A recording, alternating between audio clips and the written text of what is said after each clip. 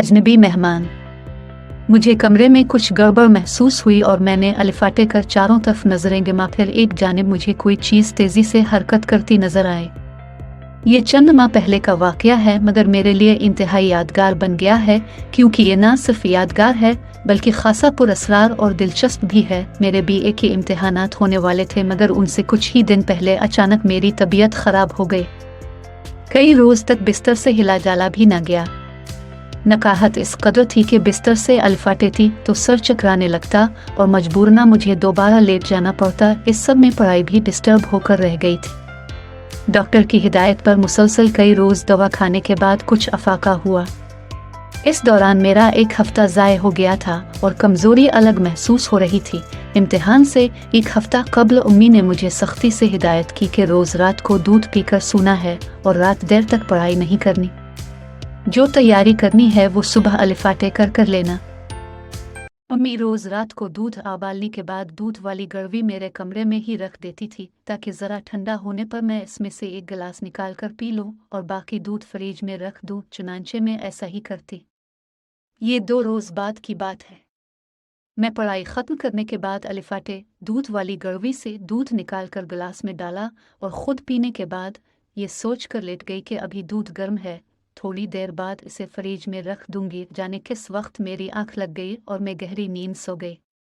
रात का जाने कौन सा पहर था जब अचानक मेरी आंख किसी बर्तन के गिरने की आवाज़ से खुल गई। मुझे कमरे में कुछ गड़बड़ महसूस हुई और मैंने अलिफाटे कर चारों तरफ नज़रें घुमाईं। फिर एक जानिब मुझे कोई चीज़ तेज़ी से हरकत करती नजर आई, जिसे देखकर मेरी घुघी बंद गई।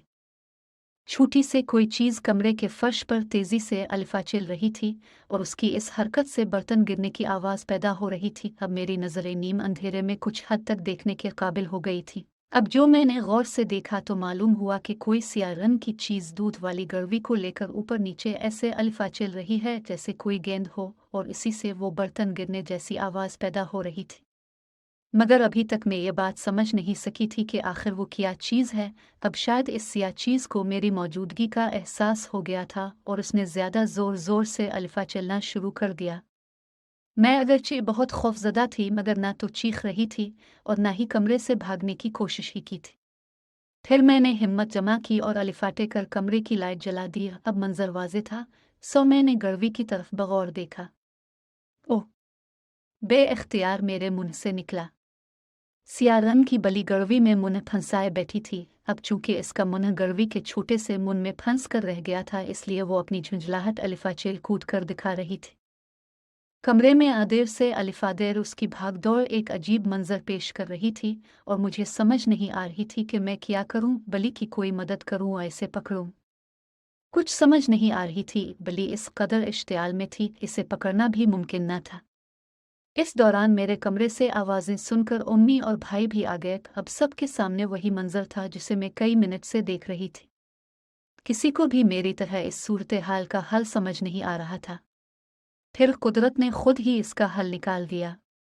भागती हुई बली अचानक दीवार से टकराई और फिर उसने जोर से अपने सर को झटका दिया। तभी इसका सर गड़वी से निकल आया। कुछ देर के लिए ब्यूटेटिक जैसे वो भी मंजर देखकर हैरान हुई हो, और फिर उसने हम सब को हैरान करते हुए कमरे में लगे कूलर की तरफ दौड़ लगा दी। मगर जल्दबाजी में वो कूलर के ऊपर लगे हार्ड बोर्ड में अलिफाल जे गई और इसे दोबारा वापस आना पड़ा।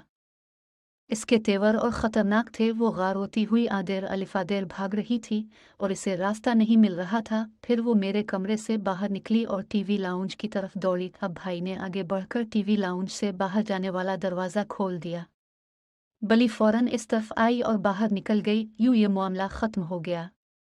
अब इस बात पर गौर शुरू हुआ कि बली के साथ किया और कैसे हुआ। सबकी मुश्तरका तफ्तीश से ये बात सामने आई कि रात किसी वक्त बली कूलर के रास्ते से मेरे कमरे में आई थी और उसने दूध की खुशबू से मजबूर होकर गड़वी के अंदर पड़ा हुआ थोड़ा सा दूध पीने के लिए अपना मुंह अंदर तक घुसा दिया था। बस फिर इसके साथ वही हुआ जो ऊपर बयान कर चुकी हूँ।